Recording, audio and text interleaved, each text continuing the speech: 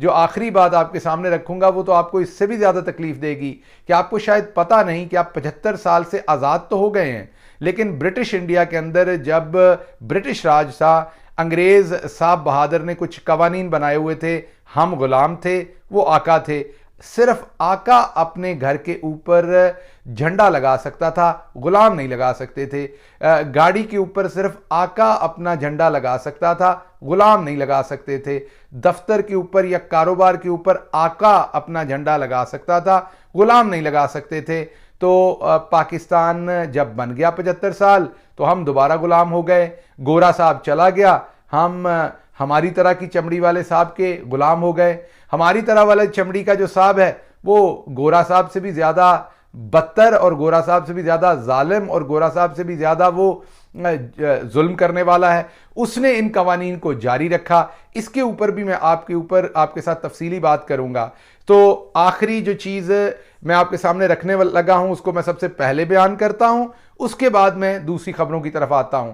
आखिरी खबर यह है कि इस्लामाबाद हाई कोर्ट ने इमरान खान को 14 अगस्त को अंदर ही जेल के अंदर ही रखने का फैसला किया है, और ना सिर्फ उन्हें जेल के अंदर रखने का फैसला किया है बल्कि इस्लामाबाद हाई कोर्ट के जस्टिस आमिर फारूक साहब ने इमरान खान साहब को ये इंसाफ देने से भी इनकार कर दिया है, डिनाई किया है। उनके केस को जानबूझकर लटकाया है, बार बार ज्यादती कर रहे हैं मुअज़्ज़ज़ जनाब जस्टिस आमिर फारूक। पता नहीं क्यों इतनी ज्यादती कर रहे हैं, कोई पर्सनल वेंडेटा बना लिया उन्होंने इमरान खान साहब के साथ।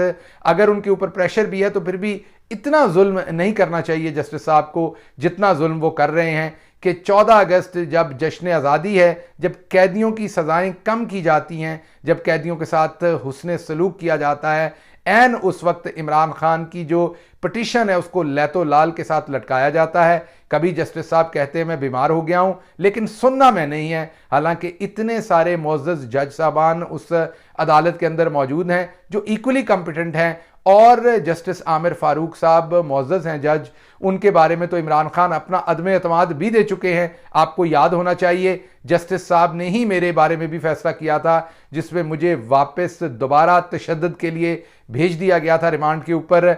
मेरे पे पहले ही बदतरीन तशद्दुद हुआ था, उसके बावजूद जस्टिस आमिर फारूक साहब मोहतरम है, जज है, हमारे लिए बहुत मोहतरम है, उन्होंने मेरे साथ भी बहुत ही ज्यादती का फैसला किया था, और अब वो इमरान खान साहब के साथ भी लगातार ज्यादती कर रहे हैं। ना सिर्फ उनकी जो रिहाई 5 मिनट में हो जानी चाहिए थी क्योंकि केस बिल्कुल फ्रिवलेस है, ना सिर्फ उसको सुना नहीं, उसकी अपील को मुकर्रर नहीं किया। पूरी पाकिस्तान की तारीख में अदालती रवायत यह है कि जैसे ही एप्लीकेशन लगती है उसी टाइम सजा को सस्पेंड किया जाता है। यह रवायत है, यह सिर्फ इमरान खान साहब के लिए मैं नहीं कह रहा।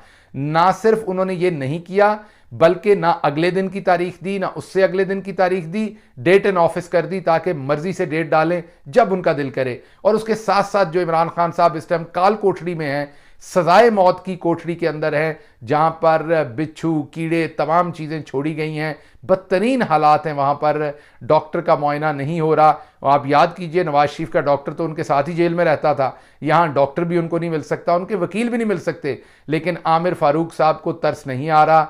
आमिर फारूक साहब को ना कानून की किसी किस्म की इस टाइम जस्टिस आमिर फारूक साहब परवाह कर रहे हैं, ना किसी बद्दुआ की परवाह कर रहे हैं, ना पाकिस्तानी आवाम की सोच की परवाह कर रहे हैं। मैं मुअद्दबाना बड़ी इज्जत से एहतराम से उनसे गुजारिश करूंगा कि आपको इतना ज़ाती तौर पर जुल्म नहीं करना चाहिए जितना बढ़कर आप जुल्म इमरान खान साहब के ऊपर कर रहे हैं। ये बिल्कुल किसी सूरत मुनासिब नहीं है।